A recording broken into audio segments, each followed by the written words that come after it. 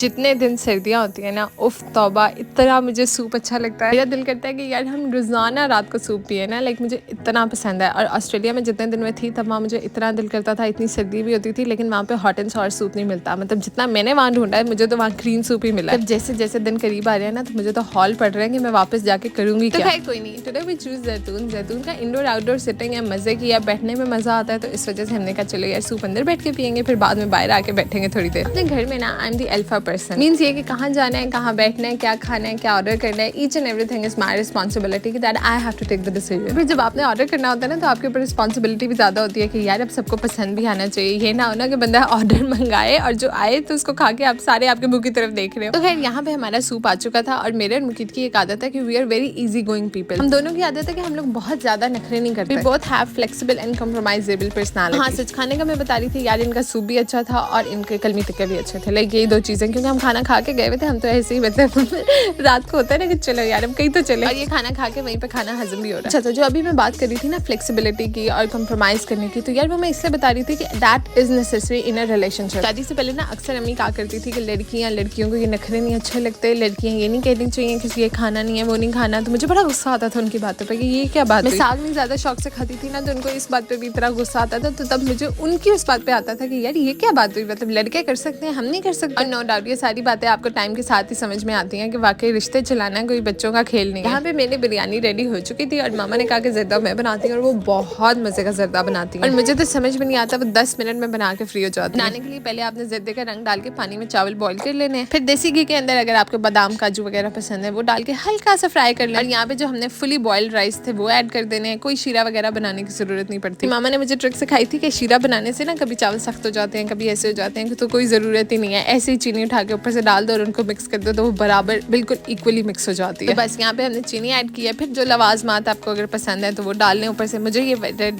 Green नहीं पसंद बिल्कुल भी लेकिन मुझे खोया बहुत पसंद है। खोया और रसगुल्ले, ये तो मुझे ऐसे लगता है कि जर्दे की जान होते हैं ना ये दोनों चीजें। तो मामा ये कहती हैं कि थोड़े से बीच में डाल दो अगर डालना चाह रहे हो, लेकिन दम खोलने के बाद ना ऊपर से डालो ताकि वो बिल्कुल मैश ना हो जाए या मिक्स ना हो जाए। मतलब जितनी देर में ना बिरयानी को दम लगा होगा ना, उतनी देर में पूरा जर्दा बन के रेडी हो चुका था। यहाँ से आप अंदाजा लगा लें हाउ स्पीडी शी इज। चले जी, उसके बाद हम लोगों को जाना था एक शादी में, तो हम लोगों ने फटाफट दोपहर का खाना वाइंड अप किया, क्योंकि रेनोवेशन चल रही है तो एवरीथिंग यार ऊपर नीचे हुई पड़ी है सब चीजें। इसलिए आजकल मेरा किचन में जाने को दिल नहीं करता ना, तो like I am not trying out any recipes, या मैं कुछ बना भी नहीं रही हूँ ज्यादा। तो खैर शादी पे जाना था, तो इसलिए पहले मैंने अपना फेस क्लीन किया, क्योंकि फेशियल हेयर्स वगैरह आ जाते हैं जो आगे पीछे रूटीन में आपको पता नहीं लगता, लेकिन फिर मेकअप करने से पहले तो इट्स इंपॉर्टेंट कि यार आप उसको उतार ही लें। ड्रेस मैंने अपनी शादी से पहले इतने शौक से करिश्मा से लिया था ना, और मुझे अभी तक मौका नहीं मिला था इसको पहनने का। साल से अपनी बर्थडे पे ऐसे 2 घंटों के लिए पहना था, वो भी प्रॉपर तैयार होने का मौका मिला ही नहीं। तो मुझे था कि यार I have to wear this dress on a proper occasion. पहले ना मैं लेंस हाथ से लगा लेती होती थी, लेकिन अक्सर ऐसे होता है you have your something on your hand, वो आपकी आंख में चला जाता है जिसकी वजह से पानी आने लग जाता है, वो इरिटेट कर रहा होता है। तो मेरी कोशिश होती है मैं हाथ से नहीं बल्कि लेंस की जो एप्लीकेशन किट आती है ना उससे लगाऊं। उसमें एक छोटा सा ट्यूजर होता है और एक एप्लीकेटर होता है, तो उससे बहुत आसानी से लग जाता है और रिमूव भी हो जाते हैं और आपकी आईज में इरिटेशन भी नहीं होती। बाकी मैंने आप लोगों को बताया हुआ कि यार एक कंफर्ट सोल्यूशन मिलता होता है, वो आपको किसी भी लेंस शॉप से मिल जाएगा। तो लेंस लगाने के बाद आप एक ड्रॉप दोनों आंखों में डाल लें तो आपको बिल्कुल भी इरिटेशन नहीं होगी, ना ही पानी आएगा बाद में। तो आज क्योंकि मैं शादी पे जाने के लिए रेडी हो रही थी, इस वजह से I have to like you know full coverage आपको चाहिए होती है। मैंने पहले अच्छी तरह प्राइमर वगैरह लगा के, फिर कलर करेक्टर्स लगा के, कंसीलर्स वगैरह लगा के, उसके बाद ऊपर सेटिंग पाउडर्स वगैरह लगा के सही अच्छा मतलब सेट किया। तो यहाँ पे मैंने आई मेकअप ऑलमोस्ट कर लिया था। उसके बाद मेरा दिल किया यार थोड़ा सा ग्लिटर करते हैं, शादियों में बंदा कौन सा रोज जाता है। ये मैंने 2 साल पहले एक ग्लिटर पैलेट ली थी, बिल्कुल नई की नई पड़ी हुई है, यू नो मतलब ज्यादा इस्तेमाल ही नहीं होती। इसका पिगमेंट इस तरह का है कि आपको अप्लाई करने के लिए ना नीचे कोई ग्लू वगैरह कुछ भी नहीं लगाना पड़ता, डायरेक्ट ऐसे अप्लाई हो जाता है। यहाँ पे मेरा मेकअप ऑलमोस्ट कंप्लीट हो चुका था और मुझे पता है कि मैंने ये किस तरह किया ना, टोटो में एक दफा एक चीज लगाओ, फिर जाके मुस्तफा को देखो, उसको चुप कराओ, वो रो रहा है क्योंकि उसको किसी और ने उठाया हुआ है, और सिर्फ उसकी मामा की जुदाई तो बर्दाश्त है ही। मुझे ऐसे लगता था यार मेरा माथा बहुत छोटा है तो इसके ऊपर बिंदिया नहीं अच्छी लगेगी, इसलिए मैंने कभी किसी शादी के ऊपर बिंदिया नहीं लगाई। हाँ, तक मैंने अपने वलीमे के ऊपर भी बिंदिया स्किप करके तैयारा ले लिया था कि चलो यार थोड़ा सा मुंह नजर तो आए। बाद में माशाल्लाह से अच्छा खासा वेट गेन कर लिया, तो फिर तो मुंह नजर क्या मुंह, फिर हम तो छोटा करने के चक्करों में पड़ गए। तो खैर मैं बिंदिया का बता रही थी, तो मामा को बड़ा शौक था कि हमारा ये बिंदिया लगाओ ना कभी, तो फिर मैंने आज उनकी फरमाइश के ऊपर मैंने कहा चले आए दिन लगा लेते हैं आज, तो फिर मैं पूरा मेकअप कर सकती हूँ। लेकिन बाल बनाते हुए ना पता नहीं मुझे क्या मौत पड़ रही होती है, मतलब मुझे ऐसे लग रहा होता है सारा टाइम जाया हो रहा है, तो मैं फटाफट बस जो एज सुन एज पॉसिबल हो सकता है ना वही करके मतलब फारिग हो जाए। और आप यहाँ से अंदाजा लगा लें कि मैंने मेकअप किस हाल में किया होगा। मुस्तफा साहब ने कहा मैंने बटन्स भी नहीं बंद कराने ना, इतना उसने तंग किया हुआ था मुझे। तो guys this was all from me for today, thank you so much for watching. एक आखिरी बात कि हमें यार अपने लोगों को सपोर्ट करना चाहिए। सब्सक्राइब कर दें आपकी आपकी बड़ी मेहरबानी होगी मेरे पे। And if you want a shout out then do comment. Okay, anyways, thank you so much for watching. Have a nice day. Bye.